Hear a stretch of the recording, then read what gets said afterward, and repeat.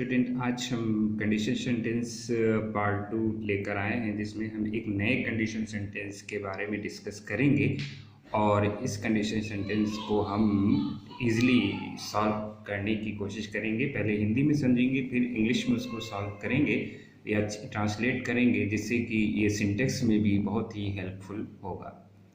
क्या होगा इस प्रकार के सेंटेंस में, क्या उसके दो सेंटेंस दिए होंगे, दोनों सेंटेंस के बीच में मध्य में कहीं ऐसा ना हो कि या ऐसा ना हो कि, दोनों में से कोई एक लिखा होगा जो कि इसको ये एक शर्त को प्रकट करता है या चेतावनी को दिखाता है कि कोई चेतावनी दी जा रही है। इस चीज़ को ये प्रकट करता है कि कहीं ऐसा ना होगी।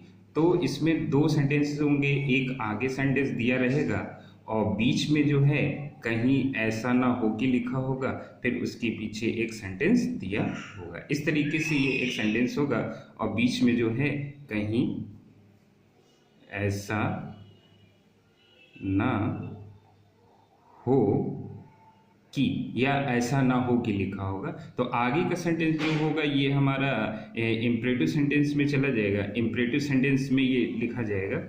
और दूसरा जो होगा वो अकॉर्डिंग टू सेंटेंस जो होगा, जो भी सेंटेंस होगा वो जो होगा इस तरीके से लिखा जाएगा, यानी सब्जेक्ट होगा और फिर इसमें शुड का यूज़ किया जाएगा। शुड होगा और फिर वर्ब फर्स्ट डाली जाएगी और फिर ऑब्जेक्ट और एक्स्ट्रा चलता रहेगा। इस तरीके से हमेशा यहाँ पे ये ध्यान देना है कि सब्जेक्ट के साथ इसमें जो है हमेशा जो है शुड का ही यूज़ किया जाएगा और कहीं ऐसा ना हो के लिए जो है हम लेस्ट का यूज़ करेंगे। लेस्ट का मतलब ही होता है कहीं ऐसा ना हो कि। अब इस तरीके से अगर सेंटेंस को देखें तो इसका कंप्लीट वर्ड पैटर्न जो बन के आता है वो है इस तरीके से, वर्ब फर्स्ट हो जाएगा और प्लस ऑब्जेक्ट, अगर एक्स्ट्रा है तो हम एक्स्ट्रा भी डाल देंगे, नहीं है तो छोड़ देंगे। फिर जो है हम लेस्ट को लिखेंगे और लेस्ट के बाद फिर दूसरा सेंटेंस शुरू होगा, उसमें हम सब्जेक्ट डालेंगे, सब्जेक्ट होगा और सब्जेक्ट के साथ सभी टाइप के सब्जेक्ट के साथ जो है वो शुड का यूज़ किया जाएगा। उसके बाद इसमें वर्ब फर्स्ट होगी और फिर ऑब्जेक्ट हो जाएगा और एक्स्ट्रा वर्ड या एक्स्ट्रा जो भी होगा वो यहाँ पर डाल दिया जाएगा। इस तरीके से ये सेंटेंस जो है हमारा कंप्लीट हो जाएगा। अब इसको जो है हम एग्जाम्पल से समझते हैं, या कभी कभी जो है अगर नेगेटिव हो जाएगा, एग्जाम्पल देखते हैं फिर इस बात को क्लियर कर देते हैं। एग्जाम्पल, संभल कर चलो कहीं ऐसा न हो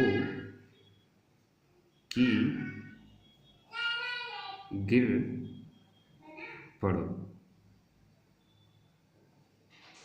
संभल कर चलो कहीं ऐसा ना हो कि गिर पड़ो। अब आप देखें यहाँ पे बीच में जो है कहीं ऐसा ना हो कि लिखा हुआ है और इस कहीं ऐसा ना हो कि से पहले एक सेंटेंस ये दिया गया है और इसके पीछे दिया गया है गिर पड़ो। इस तरीके से ये हो गया। तो यहाँ पे जो ये सेंटेंस है तो सिंपली इसमें करेंगे संभल कर चलो, तो चलने की हो जाएगी, सबसे पहले वर्ब डालेंगे, वॉक हो जाएगी,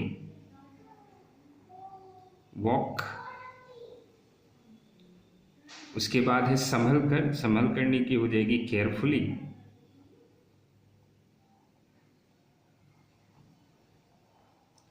अब उसके बाद यहाँ पे कहीं ऐसा ना हो तो इसके लिए यहाँ पे लेस्ट का यूज़ करेंगे। लेस्ट के बाद हमको इसमें डालना है सेकेंड सेंटेंस में पहले सब्जेक्ट। आप देखें यहाँ पे सब्जेक्ट नहीं है, लेकिन ये किसी को जो है एड्रेस किया जा रहा है, सामने वाले पर्सन को एड्रेस कर रहे हैं, इसलिए ऐसे सेंटेंसेस में पीछे वाले सेंटेंस में जब सब्जेक्ट नहीं होगा तो वहाँ पे यू का यूज़ करेंगे। लेस्ट यू, इसके साथ शुड का यूज़ होगा, कोई भी सब्जेक्ट होगा शुड ही इसके साथ यूज़ किया जाएगा, ये कंपलसरी है शुड। उसके बाद वर्ब फर्स्ट, फॉल, गिर पड़ना यानी फॉल डाउन।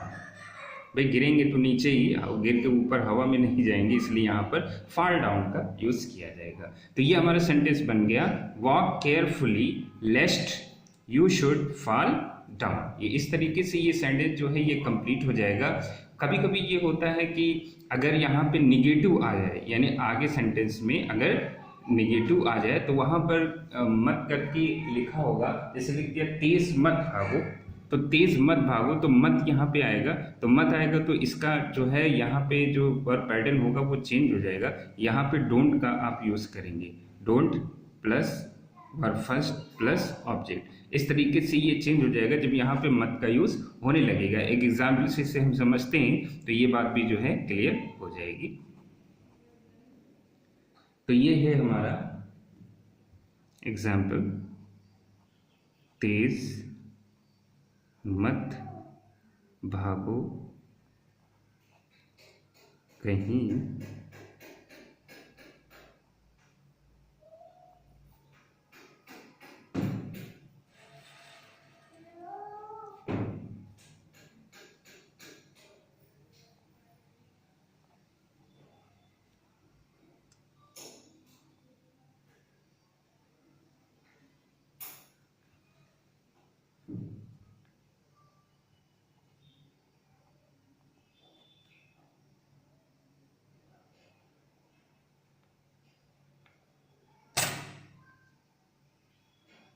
ओके।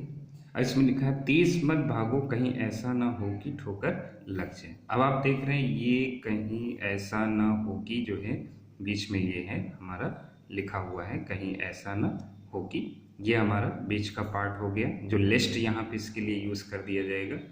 और लिस्ट के बाद एक सेंटेंस ये हमारा चला जाएगा और लिस्ट से पीछे जो है हमारा ये सेंटेंस इसमें कवर हो जाएगा। तो सबसे पहले अब आप देखें यहाँ पे मत का यूज कर दिया गया है, तो मत के लिए हमेशा don't plus verb first object कर देंगे, बस मत में हो चेंज हो। तो सबसे पहले डोंट लिखेंगे, डोंट के बाद हमको वर्ब डालनी भागना, यानी तेज भागना, don't run fast, don't run fast. ये हो गया हमारा पहले सेंटेंस। यहाँ पे वर्ब फर्स्ट डाल दिया और जो बचा तेज फास्ट लिख दिया गया, एडवर्ब काम करेगा। कहीं ऐसा ना हो कि, कहीं ऐसा ना हो के लिए हम यहाँ पे लेस्ट लगा देंगे। फिर आप आ जाए पीछे सेंटेंस में लिखा ठोकर लग जाए। अब ध्यान देखिए यहाँ पे फिर कोई भी सब्जेक्ट नहीं है, यहाँ पे जब सब्जेक्ट नहीं है तो हम अपनी तरफ से सब्जेक्ट यू यहाँ पे इंसर्ट कर देंगे, तो ये हो जाएगा यू और इसके साथ हेल्पिंग वर्ब के रूप में शुड का ही यूज किया जाएगा, यू शुड। तो don't run fast लेस्ट you should. फिर ठोकर लग जाए, ठोकर लगने की इंग्लिश होती है वर्ब फर्स्ट स्टम्बल जी। इस तरीके से जो है हमारा ये सेंटेंस कंप्लीट हुआ। डोंट रन फास्ट, तेज मत दौड़ो, लेस्ट कहीं ऐसा ना हो कि यू शुड स्टम्बल, तुमको ठोकर लग जाए। तो ओके स्टूडेंट्स, इस चीज़ का ध्यान रखना है कि यहाँ पे कहीं ऐसा ना हो के लिए लेस्ट का यूज़ होगा। आगे वाला सेंटेंस जो होगा वो अगर पॉजिटिव है यानी अफर्मेटिव है तो वर्ब से स्टार्टिंग होगी उसकी, केवल वर्ब का यूज़ करेंगे और डोंट का यूज़ नहीं करेंगे। अगर मत लिखा होगा तो डोंट लगा के फिर वर्ब फर्स्ट डाल लेंगे और ऑब्जेक्ट एक्स्ट्रा जो भी होगा, फिर कहीं ऐसा ना हो के लिए लिस्ट का यूज़ करेंगे। बाद वाले सेंटेंस में अगर सब्जेक्ट नहीं है तो आप सब्जेक्ट के शेप में आप यू का यूज़ करेंगे, और यू हो या कोई भी सब्जेक्ट हो उसके लिए हेल्पिंग वर्ब के साथ हमेशा शुड का यूज़ होता है और ठोकर लगने की वर्ब हो जाएगी, ये स्टम्बल हो जाएगा। एक चीज़ और यहाँ पे ध्यान देने योग्य है कि अधिकतर एग्जाम में जो है करेक्शन ऑफ सेंटेंसेस आता है वो यूपी बोर्ड में ही आता है, अदर कॉम्पिटिटिव एग्जाम में भी जो है करेक्शन ऑफ सेंटेंस आता है। तो यहाँ पे लिस्ट लिख देते हैं और लिस्ट के साथ यहाँ पे वर्ब को चेंज कर देते हैं। वर्ब में कभी वुड लिख देते हैं, यहाँ पे वुड लिख देंगे, या कभी माइट का यहाँ पे यूज़ कर देंगे, MIGHT माइट लिख देंगे, या मे लिख देंगे। ध्यान दीजिएगा ये तीनों जो है यहाँ पर रॉन्ग होंगे, क्योंकि हमेशा यहाँ पर लिस्ट के साथ हेल्पिंग वर्ब के रूप में केवल शुड का ही यूज़ किया जाता है, अगर कोई भी जो हेल्पिंग वर्ब नहीं आती है। तो ये करेक्शन ऑफ सेंटेंस में भी, या आप कह सकते हैं कि सिंटेक्स में वेरी हेल्पफुल है। तो गाइस आपको ये समझ में आ गया होगा। आप इस वीडियो को एक बार देखें, ना समझ में आए तो दोबारा इसको ज़रूर देखें। अदर्स स्टूडेंट्स और जानने वालों को आप इसको शेयर करें ताकि वो भी इस वीडियो से इसका लाभ उठा सकें। इसका अगला पार्ट जो थर्ड पार्ट होगा कंडीशन सेंटेंस, उसमें हम एक नया कंडीशन सेंटेंस लेकर आएंगे जिसमें हम उसको डिस्कस करेंगे। Okay student, thank you.